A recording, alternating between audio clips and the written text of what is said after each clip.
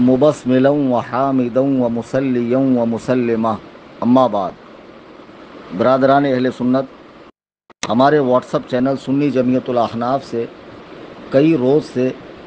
کشف راز دیوبندیت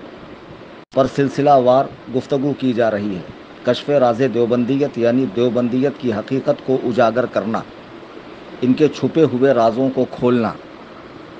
فرقہ دیوبندیت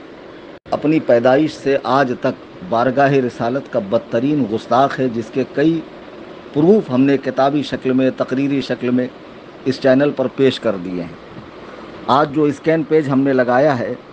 اور جس پر میں گفتگو کر رہا ہوں، وہ دیوبندی جماعت کے مشہور عالم مولوی خلیل امبیٹوی کی کتاب براہین قاطعہ کا ہے. یہ براہین قاطعہ کتاب دراصل علامہ عبدالسمیع بیدل رامپوری رحمۃ اللہ علیہ کی کتاب انوار ساطعہ کے رد میں لکھی گئی ہے. مولانا عبدالسمیع بیدل رامپوری رحمۃ اللہ علیہ یہ رامپور مراد آباد اور بریلی کے پاس کا نہیں ہے، سہارنپور کے پاس ایک چھوٹا سا گاؤں ہے، وہیں کے رہنے والے تھے اور حاجی امداد اللہ مہاجر مکی کے مرید و خلیفہ تھے. اور یہ اہل سنت و جماعت پر سختی سے قائم تھے، رسومات اہل سنت کو مانتے تھے، اس کے کرنے والے تھے. جبکہ دیوبندی مولوی رشید گنگوہی، قاسم نانوتوی، خلیل امبیٹوی، اشرف علی تھانوی اور ان کے چیلے چاپڑ رسومات اہل سنت کو ناجائز و حرام، شرک و بدعت کہہ کر مٹانے پر تلے تھے. تو اس زمانے میں انہوں نے میلاد اور فاتحہ کے جواز پر انوار ساطعہ کتاب لکھی، جو کتاب الحمدللہ بہت مشہور ہوئی، مقبول ہوئی، لوگوں نے اسے پسند کیا. تو اس کے اثر کو دیکھتے ہوئے، اس کے اثر کو ختم کرنے کے لیے براہین قاطعہ نام کی کتاب مولوی خلیل امبیٹوی نے لکھی. اس کتاب کے اندر اس نے بارگاہ رسالت میں ایسی شدید گستاخی کی جسے پڑھنے کے بعد ہر مسلمان کا کلیجہ کانپ جاتا ہے کہ یہ کیسے نماز و کلمہ پڑھنے والے ہیں جو اپنے نبی کی بارگاہ میں ایسی شدید گستاخی کرتے ہیں. دیکھیے اس کتاب کے صفحہ نمبر 63 پہ لکھا ہے، میں مضمون پڑھ کے سنا رہا ہوں. پہلے آپ یہ جان لیجئے کہ دیوبندی مولویوں نے جب انگریزوں کے خرچ سے، انگریزوں کے اشارے سے مدرسہ دیوبند کا قیام 1856 میں عمل میں آیا، اور جب وہاں دھاندلیاں ہونے لگی، گھپلے ہونے لگے، ڈنڈی ماری جانے لگی، اور قوم جب اس پر سوال اٹھاتی تو یہ بدبخت اپنے خواب میں حضور علیہ السلام کو لے کر آتے اور ایسی باتیں کرتے کہ جس سے عوام چپ ہو جاتی کہ جب معاملہ بارگاہ رسالت سے ہے تو ہم جیسے لوگ کیا کہیں. تو چنانچہ ایسے ہی کچھ معاملہ پیش آیا ان کے یہاں. تو اب ان کو اپنے مدرسہ دیوبند کی عظمت لوگوں کو بتانی تھی. تو یہ کہتے ہیں، یہ اپنی کتاب کے اندر لکھ رہا ہے مولوی خلیل احمد امبیٹوی، کہ اس فقیر کے گمان میں یہ آتا ہے کہ مدرسہ دیوبند کی عظمت حق تعالیٰ کی درگاہ پاک میں بہت ہے، یعنی اللہ تعالیٰ کی جناب میں مدرسہ دیوبند کی عظمت بہت زیادہ ہے کہ صدہا عالم یہاں سے پڑھ کر گئے اور خلق کثیر کو ظلمات ضلالت سے نکالا، یعنی گمراہیت کے اندھیرے سے نکالا. یہی سبب ہے کہ ایک صالح یعنی نیک آدمی فخر عالم علیہ السلام کی زیارت سے خواب میں مشرف ہوئے، یعنی کسی دیوبندی نے خواب میں حضور علیہ السلام کو دیکھا تو کہتا ہے آپ کو اردو میں کلام کرتے دیکھ کر پوچھا آپ کو یہ کلام کہاں سے آ گئی. اس دیوبندی نے خواب میں حضور علیہ السلام کو دیکھ کر پوچھا کہ آپ کو یہ اردو، یہ کلام کہاں سے آ گئی. جب حضور علیہ السلام کو اردو میں بات کرتے دیکھا تو اس نے پوچھا کہ آپ کو یہ کلام کہاں سے آ گئی، آپ تو عربی ہیں. فرمایا جب سے علماء مدرسہ دیوبند سے ہمارا معاملہ ہوا ہم کو یہ زبان آ گئی. سبحان اللہ، سبحان اللہ، اس سے رتبہ اس مدرسے کا معلوم ہوا. دیکھا آپ نے، بارگاہ رسالت کے ان بدترین گستاخوں نے حضور علیہ السلام کو ان ڈائریکٹلی اپنا شاگرد، اپنا طالب علم، اپنے مدرسے کا پڑھا ہوا بتانے کی کوشش کی ہے. آج بھی ان کا مولوی جس کی لیٹسٹ گستاخی موجود ہے، ہم نے چینل میں ویڈیو بھی پوسٹ کی ہے، طارق مسعود کہتا ہے کہ حضور علیہ السلام پر وحی اترتی، صحابہ لکھتے تو آپ کو پتہ نہیں چلتا صحیح لکھا ہے یا غلط لکھا، اور صحابہ نے گرامر کی غلطی کی. مولوی سجاد نعمانی نے کہا حضور تو اپنا نام تک نہیں لکھنا جانتے تھے، اور یہ گھامڑ کہہ رہا ہے لگ بھگ 100 سال پہلے کہ حضور نے اردو زبان مدرسہ دیوبند میں سیکھی. پہلی بات تو یہ گھامڑو جو تم نے لکھا کہ تمہارے مولوی نے حضور سے پوچھا کہ آپ کو یہ کلام کہاں سے آ گئی، کلام مذکر ہے، وہ آ گئی نہیں آ گیا ہوتا ہے. جنہیں خود اردو لکھنا نہ آتا ہو، وہ حضور کے استاذ بننے چلے ہیں۔ اور دوسری بات، میرے آقا علیہ الصلاۃ والسلام کو اللہ تعالیٰ نے علوم غیبیہ عطا فرمائے۔ میرے آقا جانتے تھے کہ یہ گھامڑ عربی مدرسہ بنا تو سکتے ہیں لیکن انہیں عربی بولنی نہیں آتی، اس لیے حضور علیہ الصلاۃ والسلام نے رعایت کرتے ہوئے تم سے اردو میں کلام فرمایا۔ یہ کتاب براہین قاطعہ جو انوار ساتیہ کے رد میں مولوی خلیل امبیٹوی نے لکھی ہے، اور لکھی ہے اپنے استاذ اپنے شیخ مولوی رشید گنگوہی کے حکم پر، اس کے ارشاد پر یہ کتاب لکھی ہے۔ مسلمانوں ذرا کلیجے پر ہاتھ رکھ کر بتاؤ کہ جسے اللہ نے ساری کائنات کا نبی بنایا ہو، وجہ تخلیق کائنات ہو، جس کے سر پہ ختم نبوت کا تاج سجایا ہو، جس کے شانوں پر مہر نبوت ثبت فرمائی ہو، اور جسے اولین و آخرین کا امام بنایا ہو، تمام انبیاء میں افضل بنایا ہو، تمام انبیاء کا نبی بنایا ہو، جو خدا کے بعد سب سے بڑی ہستی ہو، وہ اردو پڑھنے کے لیے مدرسہ دیوبند میں جائیں گے؟ اس کی تردید قرآن کریم سے سماعت فرمائیے۔ سورہ بقرہ کی آیت نمبر 31 ہے کہ اللہ تعالیٰ نے جب فرشتوں سے فرمایا کہ میں زمین پہ اپنا نائب اپنا خلیفہ بنانے والا ہوں، تو فرشتوں نے کہا مولا اس کی کیا حاجت ہے، تیری حمد کے لیے تیری ثنا کے لیے ہم موجود ہیں اور ہم زیادہ عالم ہیں، علم رکھنے والے ہیں۔ تو قرآن کہتا وَعَلَّمَ آدَمَ الْأَسْمَاءَ كُلَّهَا ثُمَّ عَرَضَهُمْ عَلَى الْمَلَائِكَةِ، تو اللہ نے آدم کو تمام اشیاء کے نام سکھائے، پھر وہی چیزیں فرشتوں کے سامنے رکھی۔ فقال انبئونی باسماء ہؤلاء ان کنتم صادقین، فرمایا سچے ہو تو ان کے نام بتاؤ، اگر تم سچے ہو تو ان کے نام بتاؤ۔ حضرت آدم علیہ نبینا علیہ الصلاۃ والسلام کو اللہ نے کتنا علم عطا فرمایا، آپ تفاسیر اٹھا کر دیکھیں، چنانچہ تفسیر روح البیان میں ہے کہ جب حضرت آدم کے جسم مبارک کی تکمیل ہو گئی تو انہیں تمام اشیاء کے اسماء کا علم دیا گیا، یعنی تمام چیزوں کا نام بتایا گیا، یعنی اسماء کا علم ان کے دل پر الہام کیا گیا، پھر بات بھی زبان پر ظاہر ہوئی، جو ان کے دل میں اللہ تعالیٰ نے الہام فرمایا القاء فرمایا وہ ان کے زبان پر بھی وہ چیزیں آ گئی۔ مختصر یہ کہ اللہ تعالیٰ نے آدم علیہ السلام کو جمیع لغات، یعنی تمام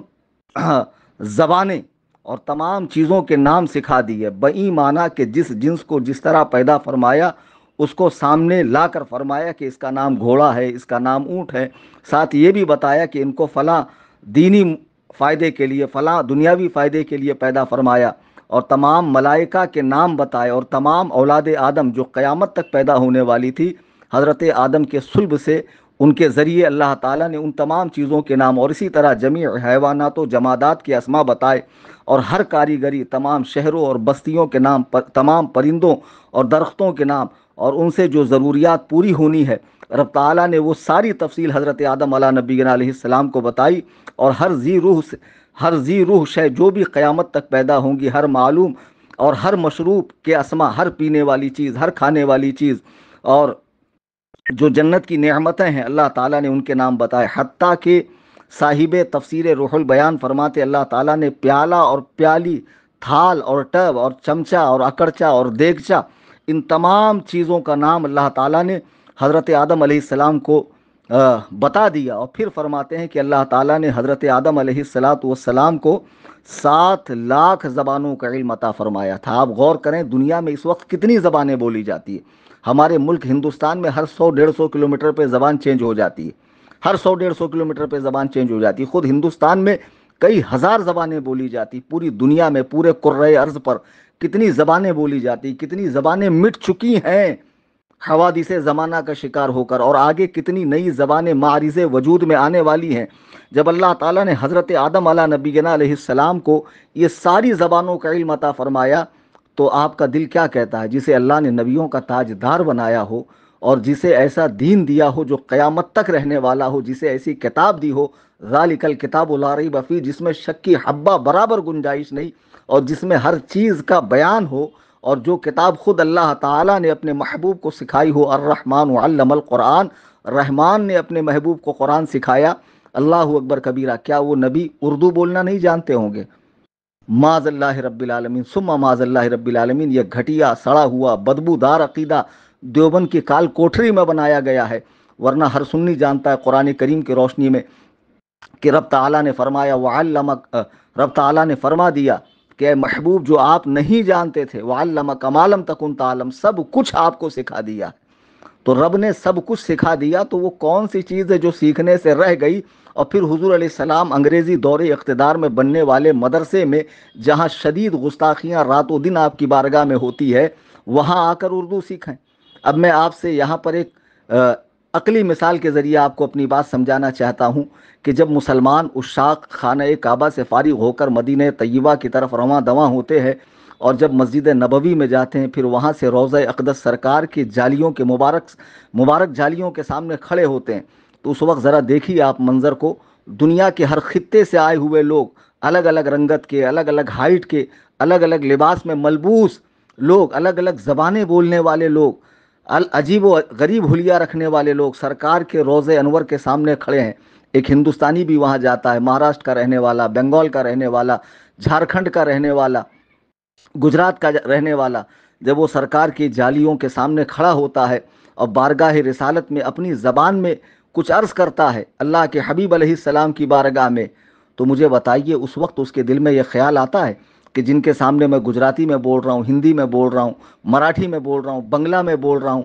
کیا وہ زبان سمجھتے بھی ہیں یا نہیں سمجھتے ہیں؟ کبھی وہ بنگال تشریف بھی لائے یا نہیں لائے؟ وہ بنگالی لغت سے واقف بھی ہیں کہ نہیں ہے؟ خدا کی قسم مسلمان کے دل میں اس طرح کا خیال بھی نہیں گزرتا۔ وہ جانتا ہے کہ جب یہ ساری کائنات کے نبی ہیں تو اللہ تعالیٰ نے انہیں ساری کائنات کی زبانیں بھی عطا فرمائی ہے۔ دیوبندیوں، قیامت کی صبح تک تم اس جھوٹے واقعے کو جس کے ذریعے تم نے مدرسہ دیوبند کی عظمت لوگوں کے دلوں میں بٹھانی چاہیے ہے، کبھی سچا ثابت نہیں کر سکتے ہو۔ تمہیں شرم آنی چاہیے، بے غیرتوں۔ ایک طرف کہتے ہو معاذ اللہ ثم معاذ اللہ کہ نبی اپنا نام تک لکھنا نہیں جانتے تھے، حضور کے سامنے صحابہ نے لکھا اور حضور کو پتہ نہیں چلا، جہاں نون لکھنا تھا صحابہ نے وہاں تنوین لکھ دی، اور یہ غلطی آج تک باقی ہے۔ معاذ اللہ ثم معاذ اللہ رب العالمین۔ گھامڑو، وہ گرامر کے مطابق بھی صحیح تھا جو تمہاری سمجھ میں نہیں آیا،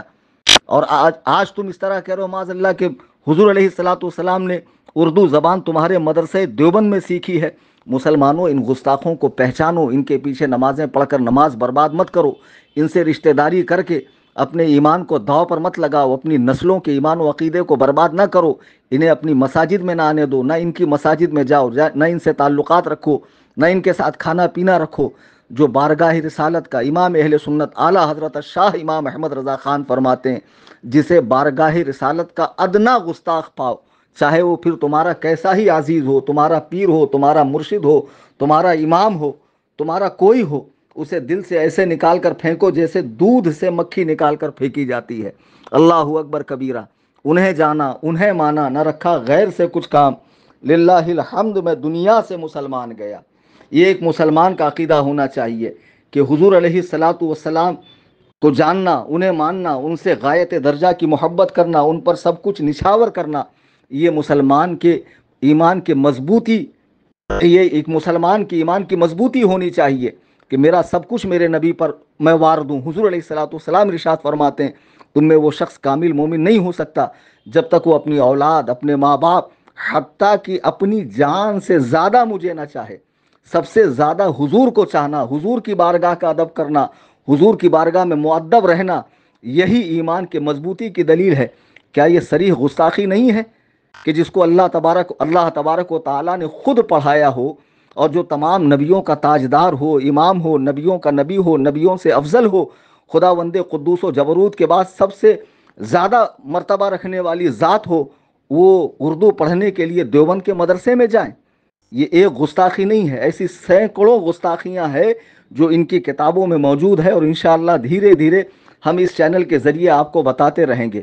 لیکن آپ کا بھی تو کچھ فرض ہے، آپ کا بھی تو فرض ہے کہ جو لوگ نماز و کلمے کی آڑ میں ان کے ظاہری تقوی طہارت کو دیکھ کر ان کے پیچھے بھاگ رہے ہیں، ان کے ایمان کی حفاظت ہو، لوگ ان کی حقیقت کو پہچانیں کہ سنڈاس پہ اگر چاندی کا ورق رکھ دو تو اصلیت نہیں بدلتی ہے، ورق ہٹا کے اندر کی گندگی دیکھنی پڑے گی۔ تو ان خبیثوں کو پہچانیں، اس کے لیے آپ کو ہر سنی کو اس چینل سے جوڑنا ہے، اپنے تمام گھر والوں کو چینل سے جوڑیے، ملنے جلنے والوں کو جوڑیے، اپنے ائمہ مساجد سے کہیے کہ وہ جمعہ میں خطاب کریں، کہ واٹس ایپ پر اپڈیٹس میں جا کر سرچ میں سنی جمعیت الاحناف لکھیں، نیچے چینل کا نام آئے گا، اس پر کلک کریں، فالو کریں، بیل آئیکن کو دبائیں، انفو میں جا کے اس کے لنک تمام دوستوں کو شیئر کریں، اسٹیٹس پہ لگائیں، تمام سوشل میڈیا پر عام کریں، تاکہ زیادہ سے زیادہ سنی اس چینل سے جڑیں۔ ابھی کشف راز دیوبندیت کا سلسلہ جاری ہے اور انشاءاللہ یہ بھرپور طریقے سے یہاں سے ان کا پیچھا کیا جائے گا، کھدیڑا جائے گا، اور کوئی رعایت نہیں ہے۔ اور ان کے بعد تمام فرقہ باطلہ کو انشاءاللہ تعالی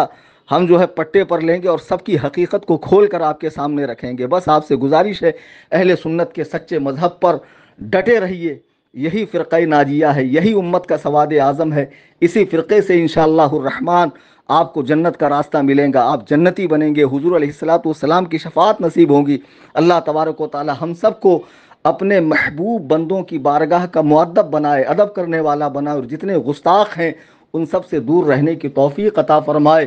آمین ثم آمین بجاہ النبی الکریم صلی اللہ تعالی علیہ وسلم۔